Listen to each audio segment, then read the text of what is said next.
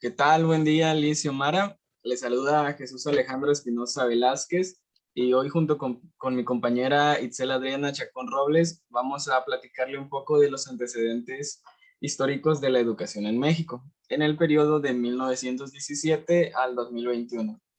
Hemos elegido 5 creaciones de los organismos importantes en México, platicándole un poco de ellos desde el 1917 con la creación de la Constitución Política, posteriormente la creación de la Secretaría de Educación Pública, de la Biblioteca de México, del CONALITEC y del INEA.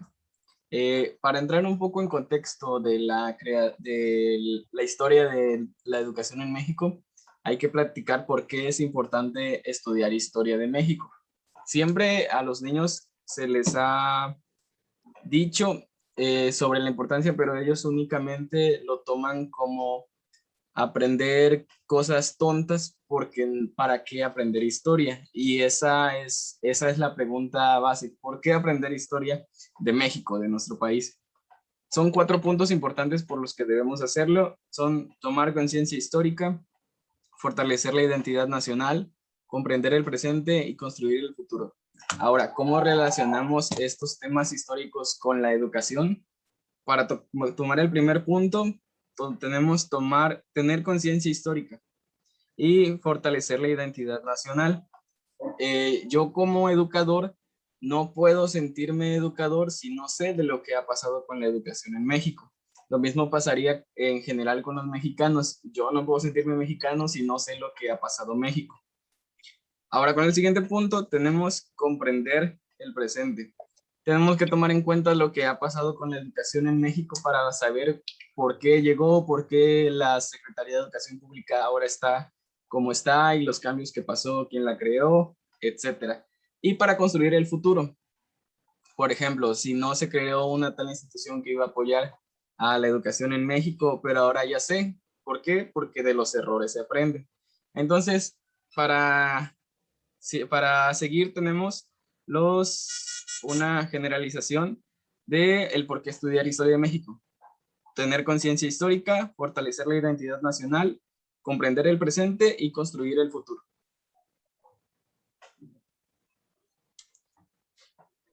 Bien, por lo consiguiente, podemos entender que dentro de la historia de educación en México podemos encontrar las políticas educativas. ¿A qué se debe esto? Las políticas educativas en México, por ende, son de temas que se agendan más hacia la educación. Bueno, esto debido a que tiene relación con las prácticas educativas y en forma que el gobierno hace una promoción o oferta de la educación. Las políticas educativas en México es para la atención de los temas colocados en la agenda estratégica gubernamental, que en ello vienen asentados diferentes programas y proyectos y acciones que están dando resultados en la sociedad. A esto viene entrando dentro de las políticas educativas de la Secretaría de Educación Pública, sería como el CONALITEC y el INEA.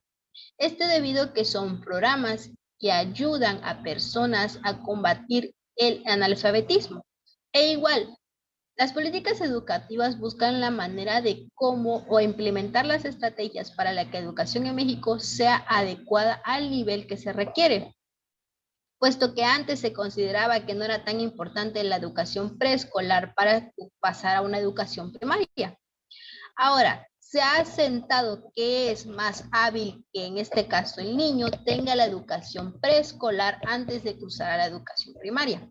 Esto que para los docentes era un poco más difícil poder aceptar a los niños, ya que no traían un conocimiento previo a lo que iban a trabajar. Esto es como llevar una introducción. En el preescolar los niños llevan una introducción de ya sea de las letras, de los números, para ende, al momento de cruzar a la primaria se les sea mucho más fácil adecuarse hacia los planes o los proyectos que se tengan previstos.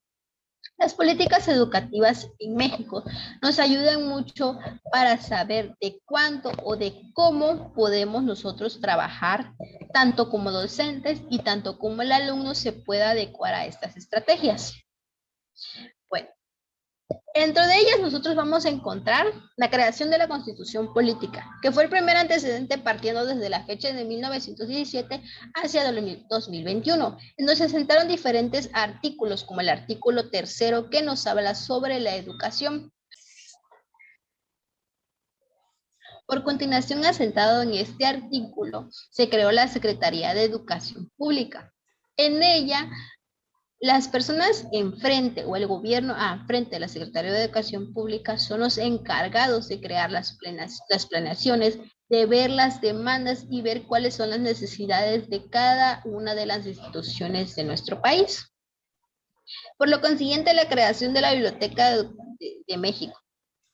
Tal vez no tenga nada relación que se pueda decir con la educación, pero con base tiene mucha relación, ya que antes se consideraba pues que no teníamos el aparato como el internet para buscar las definiciones o alguna investigación, ya que la biblioteca en ese momento fue de mucha ayuda, ya que marcó la necesidad de cada uno de los mexicanos por obtener una.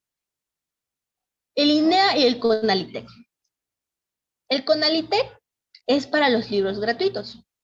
En México antes no era tan considerable conseguir un libro tan gratuito como la nueva necesidad de la SEP para crear libros que sean gratuitos para la población mexicana. El INEA es para combatir el analfabetismo entre las personas en México, ya que antes no se consideraba una educación primaria que es la primordial para los niños y se contaba con un analfabetismo, el no saber leer ni escribir. Las políticas educativas han tenido un asentamiento en cada uno de estos aspectos, ya que ellos nos ayudan a conocer, a ver y de qué trata cada uno de los proyectos o cada uno de los programas que se han implementado aquí en México.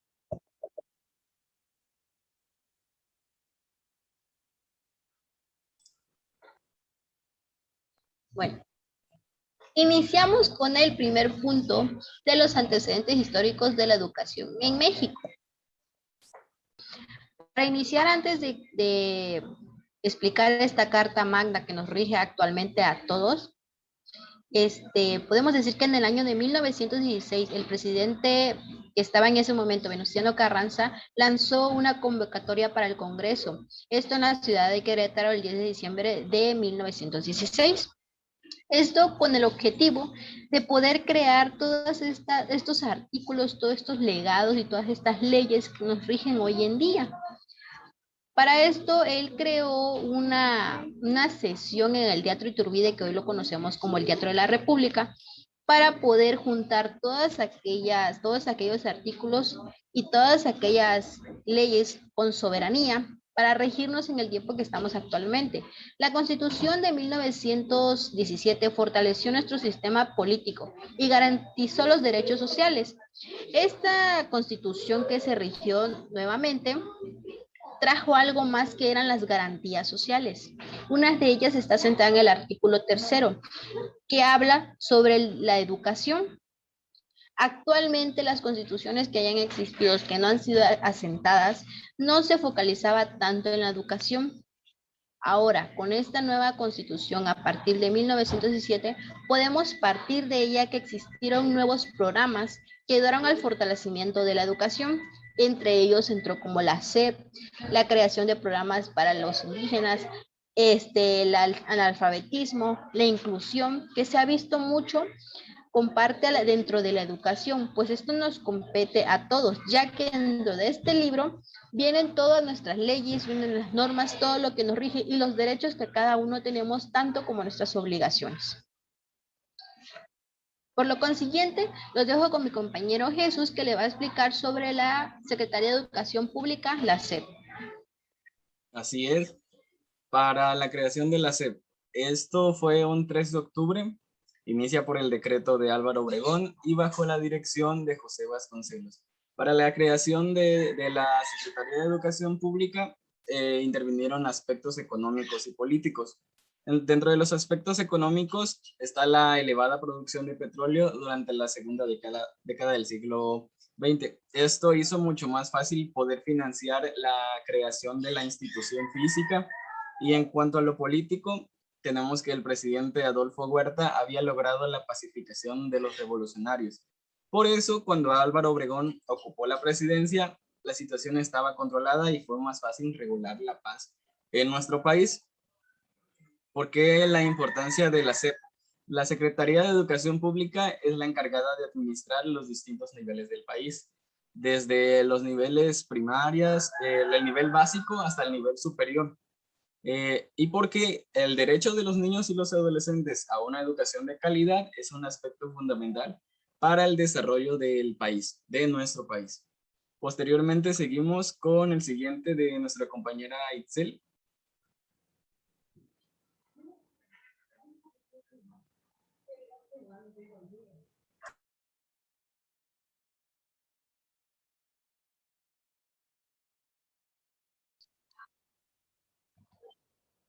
Por lo consiguiente, el siguiente es en el año de 1946, el 27 de noviembre, el cual ocurrió la creación de la Biblioteca de México, bajo el mandato del presidente Manuel Ávila Camacho, quien estuvo acompañado del licenciado Jaime Torres Bodet y el secretario de Educación Pública.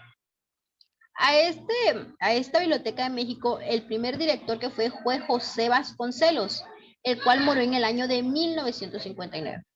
Podemos decir que la Biblioteca de México no entró en actividad ese mismo año, ya que por ciertos motivos hacía falta de personal, entonces no pudo no pudo iniciar sus servicios hasta el mes de marzo de 1947, que inició sus actividades como una sala general de lectura o una sala de consulta.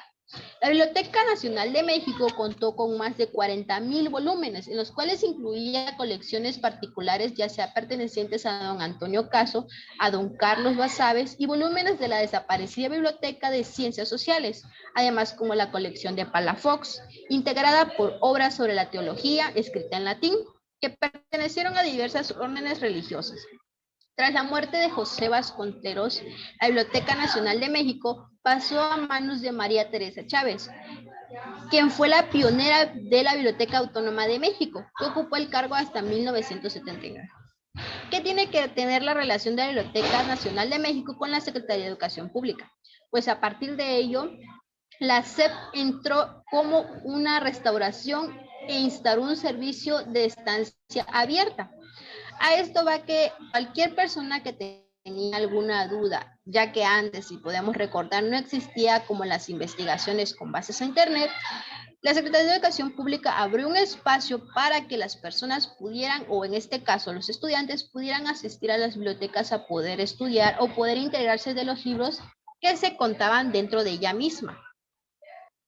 En el año 2000, el 20 de noviembre, el presidente Ernesto Zedillo actualmente develó una placa alusiva al otorgamiento bajo el nombre de la Biblioteca de México José Vasconcelos, que es conocida por el día de hoy.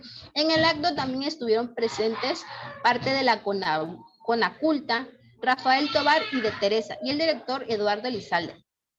Para el siglo XXI, la vocación de la Biblioteca de México como espacio destinado a la instalación de bibliotecas personales. Dentro de esto podemos entender que la biblioteca ha sido un parte histórico dentro de la educación. Parte de ello ha sido que desde que ha sido creada gracias al presidente Manuel Ávila Camacho, se han abierto las puertas a diferentes personajes para poder incluir sus obras. Dentro de ellas podemos encontrar que aparte de las 40,000 obras que se integraron, hoy cuenta con muchas más obras para que nosotros podamos poder asistir y poder cumplirnos con todo aquello que nos llama la atención. Debido a que hoy en las fechas actuales no hemos entendido más con la tecnología, es muy importante poder entender y poder leer para poder analizar las cosas. Esto debido a que la lectura nos fomenta más el poder ser que el poder nada más llegar a instituciones o llegar nada más a no saber cómo conseguiste o cómo fundamentaste todo lo que uno argumenta. Por lo consiguiente, lo dejo con mi compañero destinado a explicar la creación del CONALITEC. Gracias, Itzel. La creación del CONALITEC fue un 12 de febrero de 1959, cuando el presidente Adolfo López Mateos la crea con el nombre general de Comisión Nacional de los Libros de Texto Gratuitos. Cuando se creó, se decretó algo para que los responsables de la comisión lo llevaran a cabo. El decreto dice lo siguiente: cuidar que los libros cuya edición se les confía tiendan a desarrollar armónicamente las facultades de los educandos, a prepararlos para la vida práctica, fomentar en ellos la conciencia de la solidaridad humana, a orientarlos hacia las virtudes cívicas y muy principalmente a inculcarles el amor a la patria, alimentando con el conocimiento cabal de los grandes hechos históricos que han dado fundamento a la evolución democrática de nuestro país. Entonces, este decreto se enfoca mucho en inculcar el amor a la patria, que era parte de lo que tenían que hacer los responsables de la comisión cuando se creó. Estamos hablando de 1959. Ahora, el objetivo de esta comisión sería definir las características y el contenido de los libros de texto. Con la creación de del CONALITEC se da el cumplimiento del artículo 3º de la Constitución, que dispone de la gratuidad de la educación. Ahora, la importancia de un libro de texto, y con esto la importancia del CONALITEC, es que con los libros de texto el profesor puede guiar mucho mejor una clase, con los ejemplos del contenido de los textos. Y que los libros son una garantía de que los niños van a tener contenidos necesarios para ajustarse al currículum educativo, es decir, que van a tener material de calidad. ¿Podrías pasar a la siguiente, Itzel, por favor? Ahora, ¿qué representa el logo del CONALITEC? Tenemos un árbol con follaje verde, tronco café y frutos rojos, que tiene 6 raíces, con que al final de cada raíz tiene un libro abierto. A la izquierda podemos ver una niña con falda verde y a la derecha un niño con shorts rojos. El arbolito y los frutos representan el tesoro del saber humano. Las raíces y los troncos representan los 6 grados de la educación primaria. Y la niña y el niño representan la igualdad que nuestra Constitución nos otorga a hombres y mujeres. Sí, eso es lo que representa el logo del CONALITEC. Ahora los dejo para finalizar con mi compañera Itzel.